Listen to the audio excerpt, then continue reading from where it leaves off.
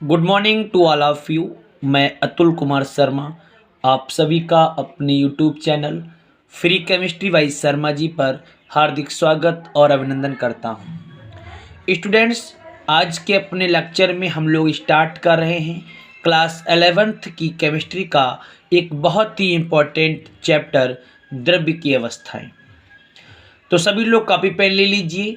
ऐसे सभी स्टूडेंट्स जिन्होंने अभी तक मेरे चैनल को सब्सक्राइब नहीं किया है, सबसे पहले मेरे चैनल को सब्सक्राइब कर लेंगे, साथ ही साथ बेल आइकन को ज़रूर प्रेस करेंगे ताकि मेरे द्वारा अपलोड की जाने वाली वीडियोज़ की नोटिफिकेशन आप सभी के लिए सबसे पहले प्राप्त हो सके।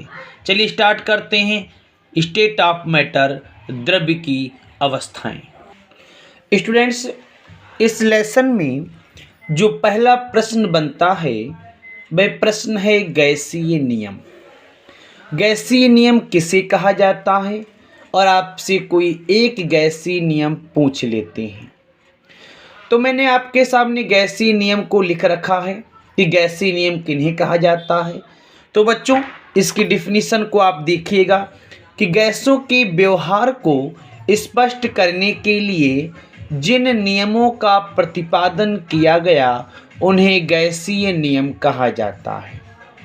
तो आप ध्यान रखेंगे, अगर आपसे गैसीय नियम पूछा जाए कि गैसीय नियम किन्हें कहा जाता है, तो आपको ध्यान रखना है कि गैसों के व्यवहार को स्पष्ट करने के लिए बच्चों जिन नियमों को प्रतिपादित किया गया उन सभी नियमों को संयुक्त रूप से, सम्मिलित रूप से गैसीय नियम कहते हैं।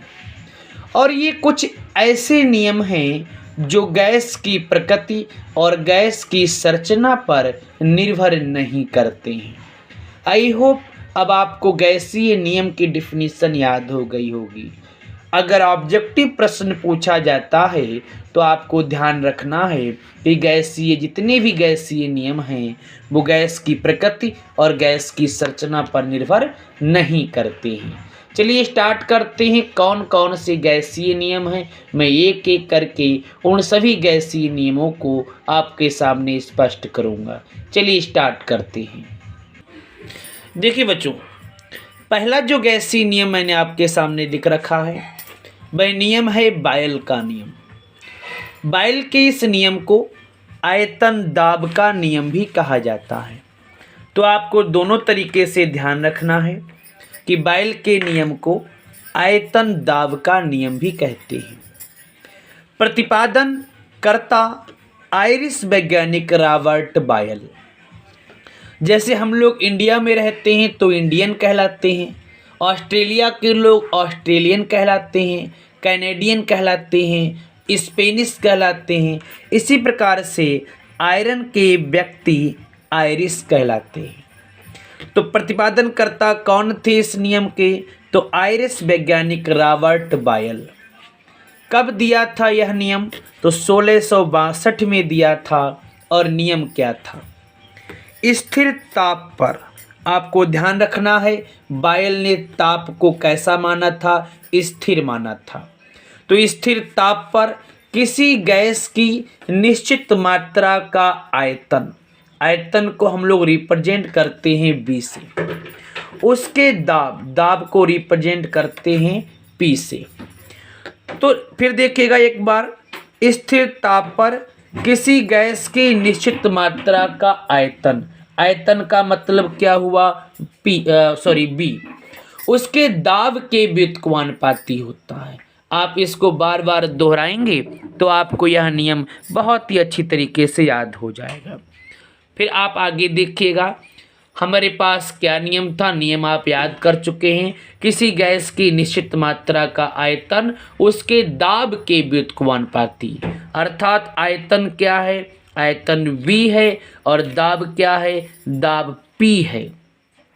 और ये जो आयतन है वो दाब के व्युत्क्रमानुपाती। आपको पता होगा कि अगर हम लोग किसी को भी एक के बटे में लिखते हैं तो वह व्युत्क्रम कहलाता है। क्लियर हो गई बात? तो आप फिर से देखिएगा, किसी भी गैस की निश्चित मात्रा का आयतन यानी V दाब के व्युत्क्रमानुपाती होता है। तो ये जो आप नियम देख रहे हैं V व्युत्क्रमानुपाती 1/p, ये आपका बायल का नियम है। अब अगर हम लोग इस नियम को और आगे बढ़ाना चाहें तो आप देखिएगा हम लोग इस नियम को कैसे आगे बढ़ा सकते हैं, मैं आपके सामने स्पष्ट करता हूं। क्योंकि आगे जो भी अपने को डेरिवेशन मिलेगा वो सारे के सारे न्यूमेरिकल्स में प्रयोग किए जाएंगे। देखिए, जब भी हम लोग किसी साइन को हटाते हैं, चाहे अनुक्रमानुपाती का हुआ, चाहे व्युत्क्रमानुपाती, चाहे समानुपाती, हम लोग वहाँ पर क्या करते हैं, हम लोग इक्वल टू का निशान लगाते हैं, बराबर का निशान लगाते हैं और एक नियतांक प्रयोग करते हैं। मैंने यहाँ पर नियतांक प्रयोग किया है के। आगे हम लोग अगर इसको हल करते तो आप देखेंगे मैं एक काम करता हूँ, मैं इसको जब सॉल्व करूँगा तो b इक्वल टू k/p हो जाएगा। मैं अगर आगे भी सॉल्व अगर इसको करता हूँ तो मैं इसकी इस तरीके से मल्टीप्लाई कर दूंगा, तब ये हो जाएगा pv बराबर k। तो एक अपने को यह भी नियम प्राप्त हो गया। आपको यह भी ध्यान रखना, ऑब्जेक्टिव में पूछ सकता है कि b व्युत्क्रमानुपाती 1/p किसके नियमानुसार है, तो आपको ध्यान रखना ये बायल के नियमानुसार है। p multiply v equal to k, अर्थात दाब और आयतन का गुणनफल किसके बराबर रहता है, तो k के बराबर रहता है, स्थिर रहता है। यह भी किसके नियमानुसार है, बायल के नियमानुसार है। क्लियर हो गई बात। तो आप इसको भी ध्यान रखेंगे, अगर मैं इसको अगर एक लाइन में अरेंज करना चाहूँ तो क्या हो सकता है, आप देखिएगा। देखिए बच्चों, मैंने इसको एक्सप्लेन कर दिया। p multiply b equal to k आपको मिला लास्ट में, मैंने इसको डिटेल में एक्सप्लेन कर दिया। ताप कैसा था, ताप स्थिर था। तो स्थिर ताप पर किसी गैस की निश्चित मात्रा का आयतन, आयतन का मतलब b, उसके दाब, दाब का मतलब p, और दोनों का गुणनफल किसके बराबर है, k के बराबर है। अर्थात दोनों का गुणनफल, आयतन का और दाब का जो गुणनफल है वह सदैव स्थिर रहता है। क्लियर हो गई बात। तो अगर आपसे यह नियम भी पूछा जाए तो आप तुरंत पहचान लेना कि यह नियम भी बायल का है। क्लियर हो गई बात। चलिए मैं आगे बात करता हूँ। बच्चों, अगर मैं इस दूसरे समीकरण को और भी आगे एक्सप्लेन करना चाहूँ तो आप देखिएगा, मैं मान लेता हूँ, बहुत ध्यान से पॉइंट समझना, माना p इक्वल टू p1 व p2।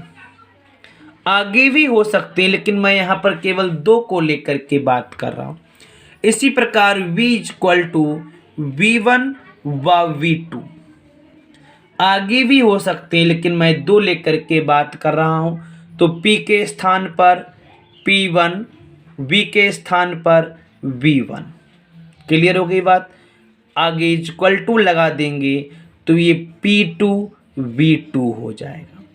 तो ये जो आपको एक नया डेरिवेशन मिला है, नई समीकरण मिली है, ये आपके न्यूमेरिकल्स में काम आएगी।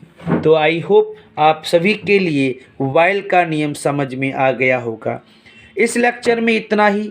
मैं जल्द ही नेक्स्ट लेक्चर में एक अन्य गैसीय नियम को लेकर के आपके सामने उपस्थित होता हूँ।